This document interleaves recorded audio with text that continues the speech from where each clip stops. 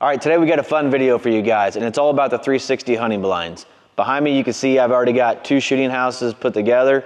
I've got another one sitting here on the floor that we're gonna assemble today. But this video is to show you guys some above and beyond tips that's gonna help you whenever sealing up your blinds when you install or put it together. This isn't a full installation video. There's tons of videos out there for that, great instructions from 360, but we're just gonna go above and beyond that and give you guys some tips and tricks on how to really seal them up tight. All right guys, so here's the base, and the first thing is you need to make sure you get this off the ground and make sure it's level. Get it off the ground high enough that you can get forks underneath of it. And the first process we're gonna do now is we're gonna lay down the carpet, lay it down, get it all situated, and then we're gonna actually staple it down in a few spots, and then we'll come in and we'll trim off any excess that hangs over. We want to make sure that nothing is hanging over. We want to make sure it's all the way flush to this around the entire blind. Now, the next part is to go ahead and start putting on our panels. Now, before we put on our first panel, this is something that we found is one of the most important things for getting a really good seal on these blinds. And that is running a bead of caulk down here on this bottom. And what that's going to do is that's going to help seal up that bottom of that panel. And it holds it tight up against the actual platform. Whenever we did the smoke test when we were in Pennsylvania, that's one of the places that we saw some smoke coming out of was the bottom of those panels. Just a very little bit. By putting one bead of caulk through there, you're going to be golden. First panel is on. We'll put on the next panel. We'll do that all the way around, but we'll leave off the back door because that's how we're going to put on the roof. So leave off the back door, put all the panels on, do that for every panel all the way around, and I'll show you what it looks like once we get there.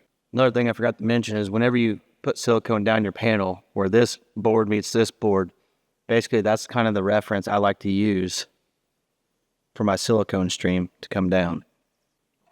Then when you attach your screws to panel to panel, you can see it pushes out that silicone.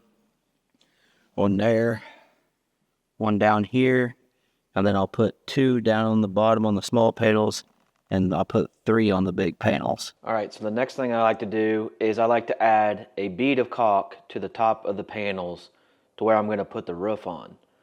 And then when I go to put the roof on, I'll just slide it halfway in place because the last step is I got to put in the back door panel.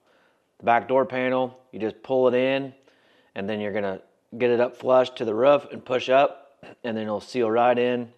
And then from there, I will go ahead and screw in my door to the actual base and to the other panels.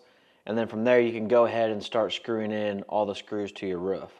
You'll also find these plugs that come in your welcome box with your 360 blinds. And these are for your vents. I like to put silicone on the back of them and put them into the actual vent holes because I want to seal this blind up as tight as possible and not let my scent escape. So I like to plug those off and make sure they stay in there. And for the final step, after the blind's all put together, I like to add a bead of silicone to the outside where the roof meets the panel, just in case there's any small pockets of air coming through. All right guys, we're back here the next day. Sorry, ran out of battery life on the camera. But we've got the 360 shooting houses assembled. I've got 3 of them done now.